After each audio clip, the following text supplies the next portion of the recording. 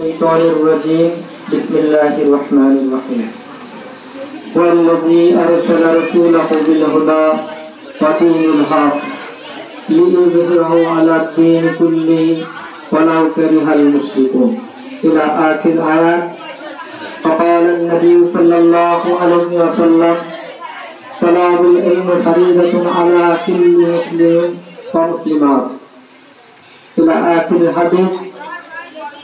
ঐতিহ্যবাহী বড়পুতাউলিয়া দাখিল মাদ্রাসা 2025 সালের বিদায় অনুষ্ঠানে উপস্থিত আজকের এই অনুষ্ঠানের সম্মানিত সভাপতি, অত্র প্রতিষ্ঠানের সম্মানিত সুপার মোহাম্মদ আসাদুজ্জামান, উপস্থিত আছেন অত্র প্রতিষ্ঠানের সম্মানিত শিক্ষক শিক্ষিকা বৃন্দ, উপস্থিত আছেন 10 নম্বর সন্তরপুর ইউনিয়নের সাবেক আমির, বর্তমান থানা সুরা সদস্য জনাব মোহাম্মদ জামিলুল ইসলাম। অনুষ্ঠানে উপস্থিত আছেন বাংলাদেশ জাতীয়তাবাদী দল বিএনপি 8 নম্বর ওয়ার্ডের সম্মানিত সভাপতি মোহাম্মদ জিয়াউল ইসলাম।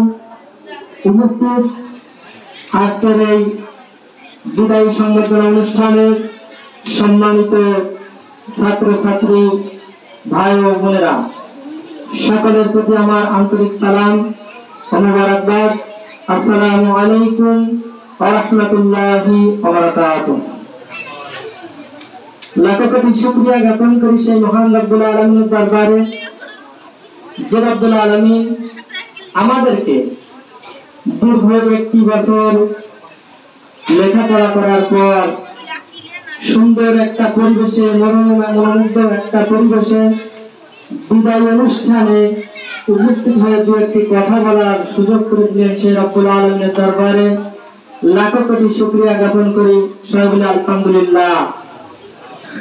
দুরূদে সালাম পাঠায় বিশ্ব মানবতার মুক্তির দূত যে রাসূল সৃষ্টি হয়েছিল বলে আজকে আমাদের এই মাদ্রাসা সৃষ্টি হয়েছে, যে রাসূলের আদর্শ অনুসরণ করার কারণে আজকে আমরা সুন্দর একটা পরিবেশ পেয়েছি। সেই রাসূলের প্রতি দুরূদ ও সালাম পাঠাই, সবাই বলি সাল্লাল্লাহু আলাইহি ওয়াসাল্লাম। প্রিয় ভাই বোনেরা, আমি সকলের একটু দৃষ্টি আকর্ষণ করছি, এটা একটা শিক্ষা প্রতিষ্ঠান। যদি আমরা ডিসিপ্লিন বজায় না রাখি তাহলে আমাদের থেকে আমাদের ভবিষ্যৎ প্রজন্ম কি শিখবে? আমরা তো প্রত্যেকদিন এই প্রতিষ্ঠানে আসি না। ডিসিপ্লিন কেন শিখাতে হবে তোমাদের? আমি গত যে রেজাল্ট দেওয়ার দিন যে অনুষ্ঠান এসেছিলাম, একই কাজ ঘটেছিল এই ছাত্রছাত্রীদের। কিছু ছাত্রছাত্রী আম গাছ তলায় ঘুরে বেড়াচ্ছে, কিছু ছাত্রছাত্রী দাঁড়িয়ে আছে। এইটা আমরা প্রত্যাশা করি না, কারণ আমরা বছরে একদিন আসি কিংবা মাসে একদিন আসি।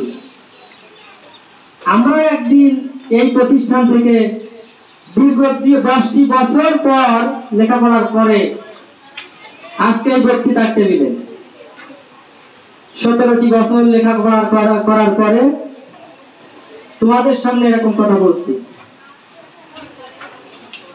তোমরা বড় হও, আগামী দিনের দেশ পরিচালনা করো। তোমাদের দেখে জাতি খুশি হবে যে আজকে অমুকের সন্তান সে এসএসসিতে দাখিলে গোল্ডেন গ্লাস পেয়েছে, অমুকের ছেলেটা খুব শান্ত, অমুকের মেয়েটা খুব শান্ত, ভদ্র আছে। আমাদের থেকে এই শিক্ষাটা আরো আমাদের যে ভবিষ্যৎ প্রজন্ম তারা শিক্ষা নেবে। সুতরাং আমি প্রথম যে দৃষ্টি আকর্ষণ করছি যে তোমরা ডিসিপ্লিন হও, কারণ শিক্ষাই হচ্ছে জাতির মেরুদণ্ড। এখান থেকে শিক্ষা নিয়ে ভবিষ্যৎ প্রজন্ম তৈরি হবে। আমি যারা দাখিল পরীক্ষা দিচ্ছে দিতে যাচ্ছে তাদের দৃষ্টি আকর্ষণ করছি যে মনোযোগী হও পড়ার প্রতি।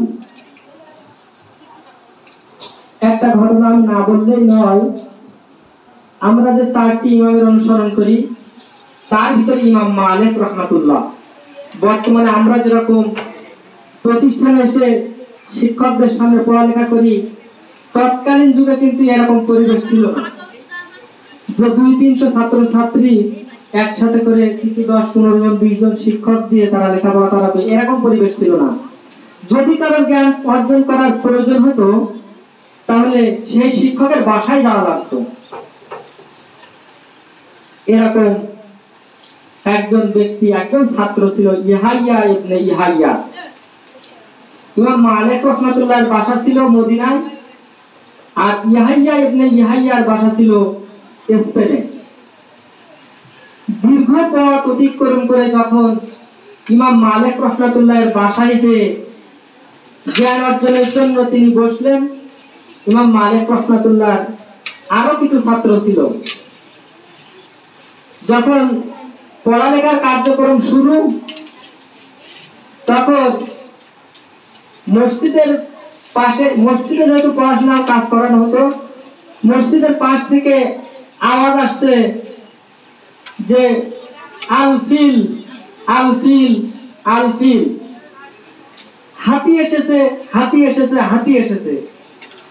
এখন যদি সামান্য একটা পশু জীব জানোয়ার এই মাদ্রাসার মাঠে আসে, এই বক্তৃতার প্রতি মনোযোগ আর কারো থাকবে না।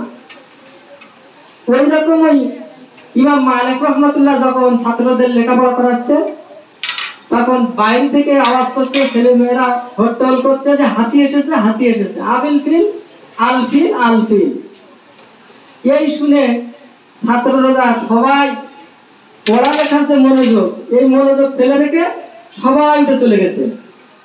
শুধুমাত্র একজন ব্যক্তি সেখানে উস্তাদের কাছে আসে, তিনি হচ্ছেন ইয়াহইয়া ইবনে ইয়াহইয়া।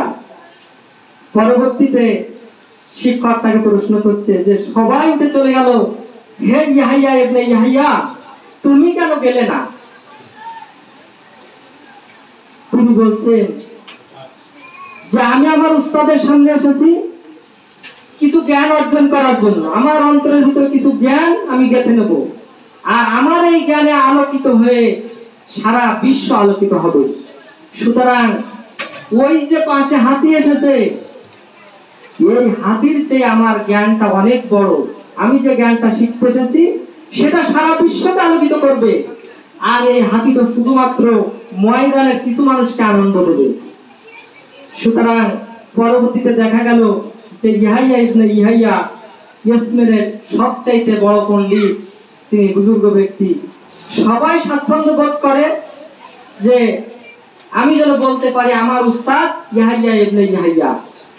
এই কথাটা স্কুলের সকলেই বলতে আনন্দ বোধ করে। সম্মানিত স্নেহের ভাই বোনেরা, সকলের কাছে উদাত্ত আহ্বান জানাবো যে আমরা জ্ঞানের প্রতি মনোযোগী হই। আমরা পরীক্ষা দেব, পরীক্ষা দিয়ে আমাদের পরিবারের মুখ উজ্জ্বল করব, আমাদের সমাজের মুখ উজ্জ্বল করব, আমাদের গ্রামের মুখ উজ্জ্বল করব, আমাদেরকে দীর্ঘ প্রত্যাশিত যে প্রতিষ্ঠান, এই প্রতিষ্ঠানের শিক্ষকদের মুখ উজ্জ্বল করব, প্রতিষ্ঠানের মুখ উজ্জ্বল করব। সর্বশেষ দেশ জাতির খেদমতে আমরা সচেষ্ট থাকব। যদি আমরা আজকে থেকে প্রতিজ্ঞা নেই তাহলে সেটা সম্ভব। আমি কথা দীর্ঘায়িত না করে, আমার একজন শিক্ষক, তিনি এই প্রতিষ্ঠানে ছিলেন, আমরা যখন ছাত্র ছিলাম, তিনি মৃত্যুবরণ করেছেন। তার জন্য আমি দোয়া রেখে, সকলের কাছে দোয়া আছে, আমার শিক্ষক যারা উপস্থিত আছেন সকলের সুস্বাস্থ্য কামনা করে এবং তাদের দীর্ঘায়ু কামনা করে, তোমাদের ভবিষ্যৎ মঙ্গল কামনা করে আমার আলোচনা এখানেই শেষ করছি। আসসালামু আলাইকুম ওয়া রাহমাতুল্লাহি ওয়া বারাকাতুহু।